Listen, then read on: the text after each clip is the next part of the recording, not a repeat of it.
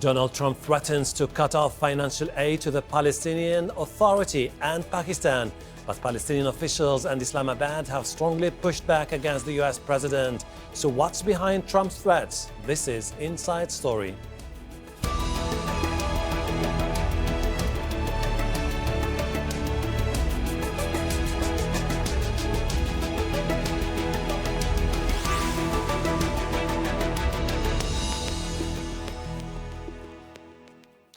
Hello and welcome to the program. I'm Hashim Al-Barra. Palestinian leaders say they will not be blackmailed after US President Donald Trump threatened to cut aid worth around $750 million a year. He made the statement on Twitter, blaming Palestinians for refusing to engage in Middle East peace talks. Relations with the US have plummeted since Trump recognized Jerusalem as Israel's capital last month. The aid cut threatens money allocated to the Palestinian Authority. Most US funding goes to the development and building projects and not directly to the authority itself. Also at risk is funding to the United Nations Relief and Works Agency, or UNRWA, which assists Palestinian refugees. The US is its largest donor. Both measures, if they go ahead, would cut around $765 million a year in aid to the Palestinians. We'll get to our guests in a moment, but first, this report from Mohammed Jamjoom from Ramallah in the occupied West Bank. For Amna Shakaldi, a mother of 3 Palestinian refugee children, a routine trip to the doctor was already riddled with complications. But after hearing the U.S. may decide to cut more than $300 million of annual aid to the United Nations Relief and Works Agency for Palestinian Refugees, or UNRWA as it is known, she now worries a bad situation may worsen. It's getting more difficult, it's getting more complicated, and things aren't getting solved. Everything is becoming more expensive. What was available before is not nowadays. On Wednesday, residents of the occupied West Bank woke up to the news that U.S. President Donald Trump may halt aid payments worth hundreds of millions of dollars to Palestinians if they're no longer willing to talk peace. 60-year-old Mudallala Frouch, like so many other Palestinian refugees here, relies on this UNRWA-supported clinic in Al-Am'ari refugee camp, a health center that depends on foreign aid. It's hard because of the difficult situation here. Our conditions only allow us to go to this clinic. While UNRWA officials tell Al Jazeera they've not been informed by the U.S. administration of any changes in funding to the agency, the cuts could have a devastating impact. Approximately 5 million Palestinian refugees are eligible for UNRWA services. Close to 800,000 of them live here in the West Bank, and another 1.3 million are in Gaza. Condemnation from Palestinian officials, who insist they are still very much committed to the peace process, was swift. Many of them said Palestine was not for sale. We've lived for a long time without American aid, and we can survive without American aid. And if it really means that there'll be more hunger and less ability to survive, look at what the Gazans have sustained because of the Israeli siege of Gaza. But people, are not willing to sell their homeland for money. Now, faced with the prospects of a political solution growing dimmer and humanitarian aid getting scarcer, the only thing it seems Palestinians can count on is even more uncertainty. Mohammed Jamjoom, Al Jazeera, Ramallah, the occupied West Bank.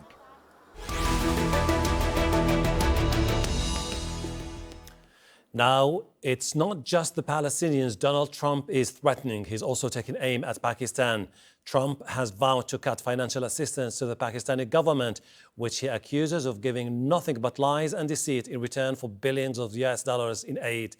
Here is what the US ambassador to the UN told reporters on Tuesday. Pakistan has played a double game for years. They work with us at times, and they also harbor the terrorists that attack our troops in Afghanistan. That game is not acceptable to this administration. We expect far more cooperation from Pakistan in the fight against terrorism. Let's bring in our guests. In New York, Stephen Rogers, member of the Donald Trump for President Advisory Board. In Washington, D.C., we have David Sedney, Senior Fellow at the Center for Strategic and International Studies. He's also a former Deputy U.S. Assistant Secretary for Defense for Afghanistan and Pakistan. Thank you very much indeed for joining us. Let me start by asking Mr. Rogers this. What is Donald Trump trying to do here? Is he trying to shift the U.S. foreign policy in general, or just he's being tough on countries he considers not doing enough to help the United States of America? Well, to begin with, no country on the face of this earth is entitled, and I use the word and emphasize entitled, to American tax dollars. This money comes out of the generosity of the American people. The President of the United States made it very, very clear when he campaigned and when he took office that America is going to be first. A lot of that money could now be used for our problems, our infrastructure, the things that we need to get done in this country. Now, look, Pakistan, for example, criticized his national security policy.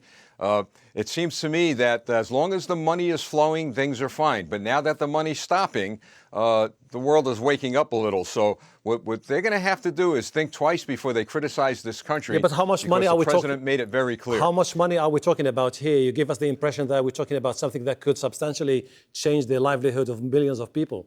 You're talking about an overall $30 billion that the United States of America donates. Norway, Sweden give more money than the U.S. itself.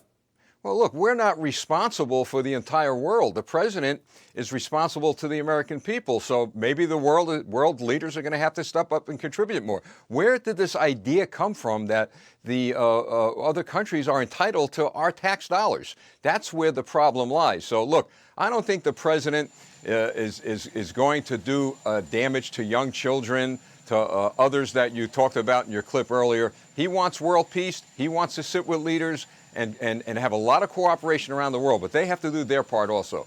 Mr. Sedney, how do you see this ongoing debate about the threats by the U.S. administration to cut aid to countries if they're not on board? Well, I think you're really talking about two very different issues here and talking about Pakistan and the Palestinians. Mm-hmm. In the case of the Palestinians that you began your clip with, over the course of the last year of the Trump administration, there's been a lot of bumbling and fumbling on the administration. They went ahead and moved the U.S. Embassy to Jerusalem without getting anything from Israel, causing a reaction from the Palestinians, and now apparently the president's trying to punish the Palestinians for their reaction to that. Mm-hmm. That's really a case where the U.S. needs to have a clear overall strategy. On the other hand, with Pakistan, the U.S. does have a clear overall strategy. There was a very exhaustive national security process that resulted in a speech to the nation by President Trump in August, where he laid out a very clear policy towards Pakistan and Afghanistan. And he said then that Pakistan needed to do more if it wanted to continue its relationship with the United States. He sent the Secretary of State and the Secretary of Defense there over the last several months, but so far Pakistan hasn't done anything. And it's not just the United States that is concerned that Pakistan is not responding. Former Pakistani Prime Minister Nawaz Sharif the other day gave an interview where he said the real problem in the case of Pakistan is Pakistan itself. He said Pakistan needs to do a self-examination. But then, and finally, there's different kinds of aid involved here. The aid to Pakistan is direct cash. We transfer cash directly to the treasury of the country of Pakistan that they can then use to support their military and other programs, including sometimes their nuclear programs. On the other hand, the money that we're giving that is helping the Palestinians is humanitarian assistance. So I really think we're talking about apples and oranges here. I think in the case of Pakistan, the administration has made a really smart move and is going to actually have the better chance of achieving its goals than ever before. In the case of Palestine and Israel, that's a much more complicated issue. Let's tackle each case on its own. Mr. Rogers, about Pakistan. You know, and everyone knows, that there's absolutely no way the Americans can move forward in Afghanistan without having the Pakistanis on board. How can you alienate them now and expect to get some benefits or help from them in the near future?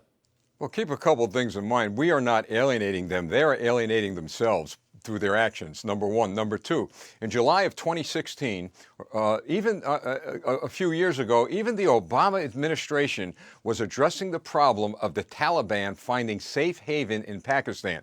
So the President of the United States, Donald Trump, inherited this problem. He didn't create it. So this has been an ongoing, many, many years. Pakistan knows that they've had to step up and do more when it comes to terrorism.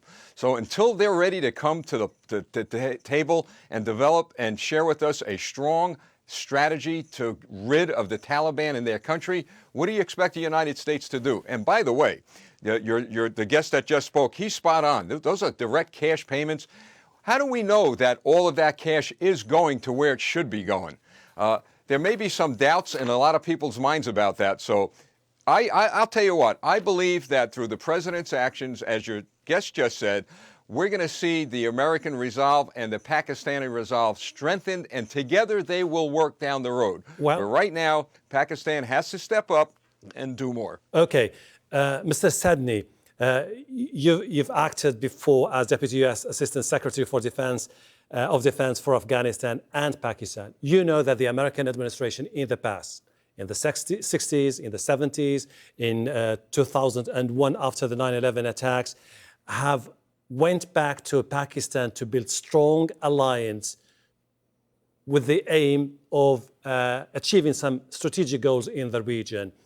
How would you suddenly use the threats of cutting aid to bring about a change? Well, first of all, let me say Steve is right. It's not suddenly. This has been a problem both under the Obama administration and under the Bush administration. If you'll recall, after 9/11, Pakistan was not ready to support the United States against al-Qaeda, and there was a very tough telephone call from the Deputy Secretary of the United States to the then President of Pakistan, General Musharraf, where he basically told him, you're with us or against us. And at that time, President Musharraf said, we'll be with you. That resulted in a temporary change in Pakistani policy, where they did do a lot on terrorism for the United States. But they've never changed the fundamental practice of using terrorist proxies, such as the Taliban in Afghanistan and LET against India. Those terrorist proxies that Pakistan has continued to use throughout the last 20 plus years continue to erode Pakistan's place in the world. The rest of the world doesn't trust Pakistan now because of what they're doing. I mentioned former Prime Minister Nawaz Sharif's statement the other day where he said the real thing that Pakistan needs to do is look at itself, self-examine what changes Pakistan needs to do to stop using this terrorist tool against its neighbors and come into a place where it can be respected by the rest of the world instead of doubted. The United States for too long has been giving this money to Pakistan without getting the results, and I fully support what President Trump is doing. Okay, Mr. Rogers, now you say that the measure is efficient and it will bring about a change in the behavior of the Pakistanis. But just let me ask you this question. The Trump administration has decided to send troops there are troops now deployed in Afghanistan. They would like to bring about change to the situation in Afghanistan. But you know that the only way to have the Taliban negotiate a permanent political settlement to the situation in Afghanistan will definitely have to go through the Pakistanis. Is there any way the Americans and the Pakistanis can sit together without the use of the threat of cutting aid or assistance to the situation? Look, I believe this move on the part of the Trump administration is going to bring Pakistan to the table. Look, you learn in life that, unfortunately, in many ways, money talks. If the flow of money stopping its entrance into Pakistan is going to bring them to the table. And yes, I believe at one point they're going to realize that they are now being negatively impacted severely without that financial aid. They'll come to the table. But then, and let me take this question to Mr. Sadni, what if the move backfires and the Pakistanis decided to align themselves with the Russians, for example, or with the Chinese and saying, you know what, we can't trust the Americans. They've betrayed us many times in the past. Let's look for a different alternative. Well, on the issue of terrorism, both the Russians and the Chinese interests are very closely aligned with the U.S. The Taliban have been aligned with movements in China that have carried out terrorist attacks, and the Taliban have been aligned with movements who have carried out terrorist attacks in Russia. So I don't think you're going to find Russia or China supporting Pakistan if it makes the choice to align itself more closely with the Taliban and with terrorists. I think you're going to see pressure from everyone involved on Pakistan to change its policies and really go after all of the terrorist groups that are on Pakistani soil, not just the ones that threaten Pakistan, but the ones that threaten Afghanistan and India as well. Well, you know, the reason why I'm bringing all these questions about this whole move by the U.S. administration is basically also at the same time, I have this impression that this is based on a very simplistic approach to a very complex geopolitical order. Mr. Rogers, you say that no nation should take it for granted that it has an entitlement to the money of the taxpayers in the United States of America. But at the same time, You're giving me the impression this is a charity that we give to people. Aren't you taking into consideration that some of the aid is basically to defend some of the tenets of the national defense and security of the United States of America on its own? Well, yes, I would say that to a degree. However, there's been a sea change in this country. For 8 years, we took a back seat when it came to world leadership. No question about that. Now we have a president who's bold, who's strong, he's leading from the front, and he's made something very clear, and this is what world leaders have to understand. He's made it very clear that America's interests are coming first, not only abroad, but at home. And if it's going to cost a lot of money to rebuild our country, our infrastructure, and the things that the president has committed to the American people, then that money is going to be used for Americans first. Yes, a lot of money goes overseas, and a lot of countries are helping us. They're loyal to us. It has a lot to do with national defense. But in this case, why are we going to send money to a country that is not really stepping up to the plate to be part of the solution instead of part of the problem? Yes, but then again, Mr. Sidney, I would like to raise now, to go back to the issue of Palestinian issue. The Trump administration is asking the Palestinians to negotiate a settlement with the Israelis. We don't know anything about the details of that deal. But you suddenly decide that Jerusalem is the capital of the Israelis. Why would you expect suddenly the entire community of the region to move forward when they reject the move on its own? So why would you follow up with sanctions or threats of sanctions? Well, I think Steve and I are agreed on the issue of Pakistan. I think on Palestine we may have different views. I think the Trump administration made a major error by moving the embassy of the United States to Jerusalem without getting anything back from Israel in return. That's really a basic part of leadership, a basic part of making deals, that you don't give up something for nothing. And now that the administration has made this decision, it has alienated the Pakistanis and really hasn't gotten any progress from Israel. So I see a future ahead in that area of a lot of confusion, particularly with the events going on in Iran, the new leadership in Saudi Arabia. I think the potential for greater conflict in that area is much higher than the possibility of peace talks. And I think the Trump administration will be scrambling to catch up and fix the mistakes that it's made. Is it your view, Mr. Rogers? With all due respect to my colleague, I believe it was a great move. It was a good move. I believe we are getting probably one of the most important things that any country can give us is the ability to share intelligence and information against terrorism worldwide. I don't see the worldwide riots and the bloodshed like we're seeing in Iran. So I believe that as each country begins to think about this, and we already saw it with some countries, they're going to step up and move their embassies to Israel, who has been America's real greatest ally in that region. But you're not telling me in details why you consider this to be a good move or a legitimate move. Do you know what we're talking about here? We're talking about a U.S. president that abandons a long U.S. tradition and steps into a new territory that could destabilize the whole region. Have you been watching the news over the last few weeks? Have you seen the reaction of the millions of people across the Muslim world? You seem to be a little bit disconnected. I'm sorry to say this, but you seem to be a little bit disconnected from reality. Well, this is a president who kept his promise and the promises of just about every president up to him that they would move or they'd recognize Jerusalem as the capital of Israel. We have to think about not only the world, but this country, the United States of America. We have a president who made a promise. He kept the promise, and that promise has been fulfilled. And look, I have a lot of hope down the road. I believe that all the pundits and all these people that are telling us the sky is falling, none of this is going to happen.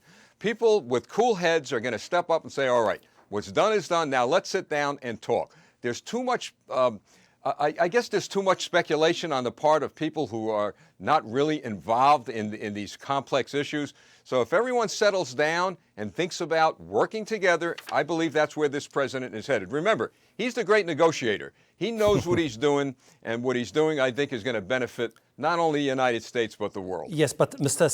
Sadni, the issue here is this. On one hand, we're talking about using the threat of withholding cash and aid to foreign nations.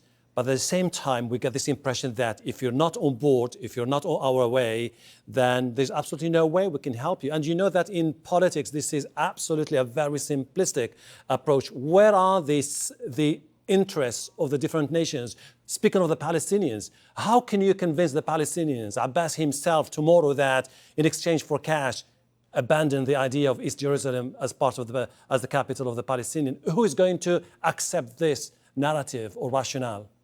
Well, first of all, I want to very fundamentally agree with my colleague Steve that every country puts its own interests first, and that is what the United States has done and will do.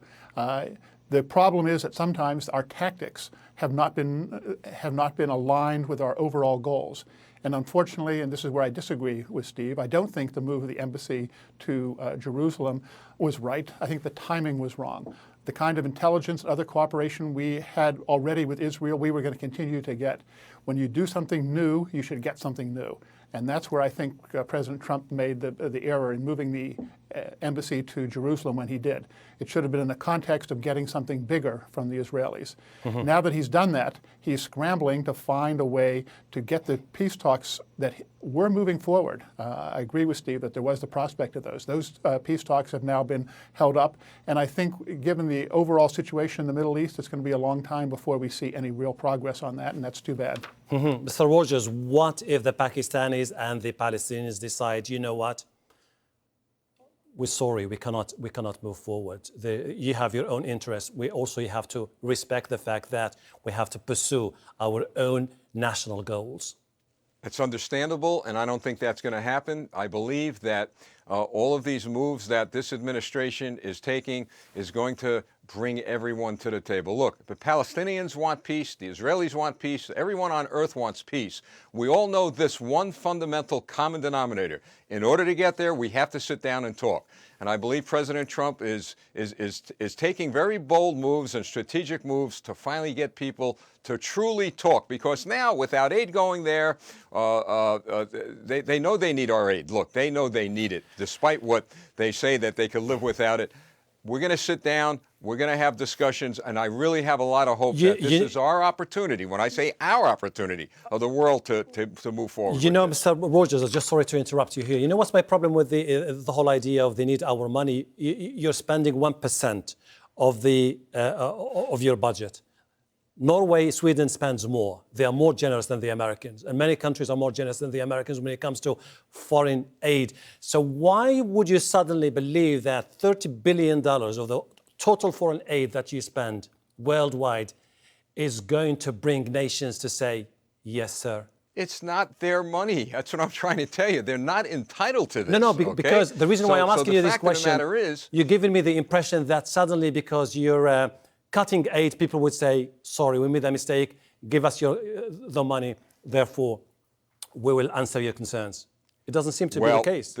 The reality of life is, in business and in politics, you know what? Money talks. We know that. And we know that sometimes when that flow of money is stopping, people are going to begin to talk. Okay. It's a strategic move.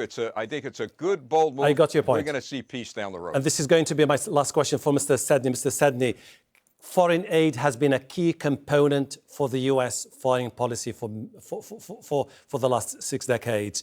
Are we seeing here a shift in the U.S. way of using that tool to enforce its goals in the region or the world? I think we've been seeing a shift in the way the U.S. uses foreign aid actually for about 30 years now. As you pointed out, the percentage of its GDP that the U.S. gives in various kinds of foreign assistance is much less than in other countries, and that decrease actually goes back about 30 years.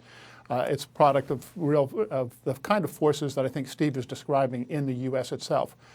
But again, I'm going back to the two specific situations. I want to stress how different they are. In the Palestinian case, we're talking about money that's going to third parties to build give humanitarian assistance. In the case of Pakistan, we were giving cash directly to the Pakistani military. I got your point. Withholding that cash is much more likely to have an immediate effect. as opposed to holding back money that goes to UN other agencies that build infrastructure that won't be seen for 5, 10 years. So I really think you should look at these situations sure, definitely, in separate lenses rather than together. Oh, no, definitely. And from my part, I would like also to thank you very much indeed, David Sedney and Stephen Rogers, for the time you took to answer my questions. Thank you. Really appreciate that. And thank you too for watching. You can see the program again anytime by visiting our website, aljazeera.com. For further discussion, go to our Facebook page. That's facebook.com/AJ Inside Story.